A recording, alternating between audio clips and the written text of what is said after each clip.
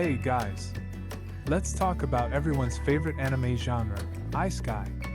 Or, as I like to call it, Isekai. I mean, come on, how many times can we watch a character get hit by a truck and transported to a fantasy world? Apparently, the answer is infinite, because here we are in 2023, and Isekai is still going strong. Have you noticed that the Isekai genre is starting to feel a bit repetitive? It seems like every new series follows the same tired formula of an overpowered protagonist being reincarnated in a new world, surrounded by a harem of beautiful girls, and taking down the Demon King or some other evil force.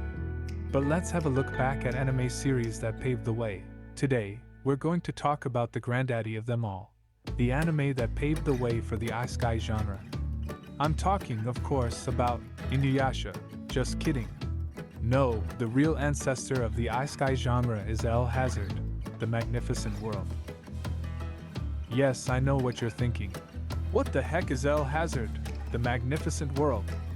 Well, it's a classic 90s anime that predates the current Isekai craze by a good 2 decades.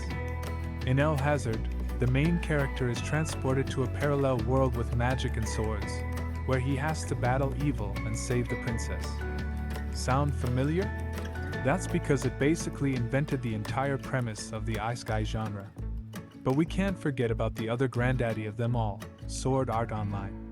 Love it or hate it, SAO set the standard for modern Isekai anime. It had everything: overpowered protagonist, check. Harem of girls, check. Death game plotline, check.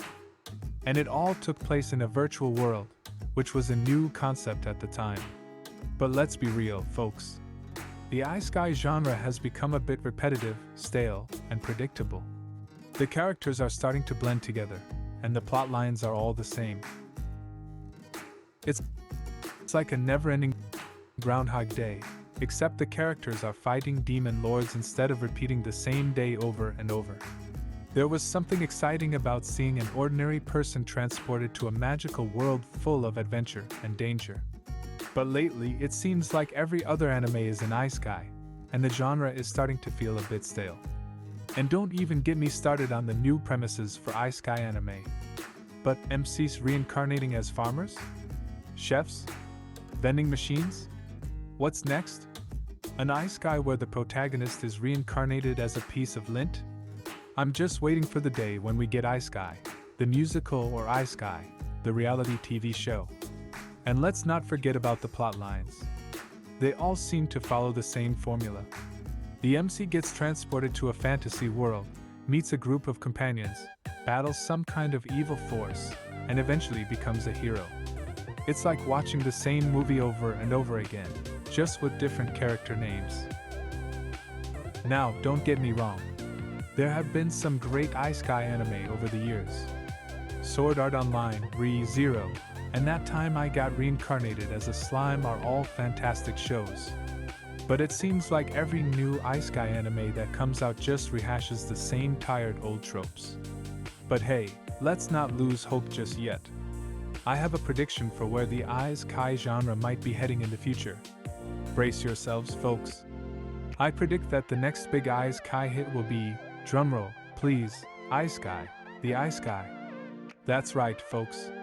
An anime where the characters get transported to a fantasy world within a fantasy world. Mind blown, am I right? Or maybe it's just a sign that we need to take a break from Isekai and explore other genres. Who knows? All I know is, I'll be over here waiting for Cowboy Bebop, the Isekai Adventures. So where is the Isekai genre heading? Well, I predict that we'll start to see more subversive takes on the genre. Maybe we'll get an Isekai where the MC isn't overpowered, or where the harem isn't the focus of the story. Perhaps we'll see more Isekai where the protagonist struggles to adjust to their new world and has to actually work hard to survive. In any case, let's hope that the Isekai genre doesn't become stale, and that we continue to see fresh and exciting takes on the genre. Because let's face it, we all love a good Isekai every now and then.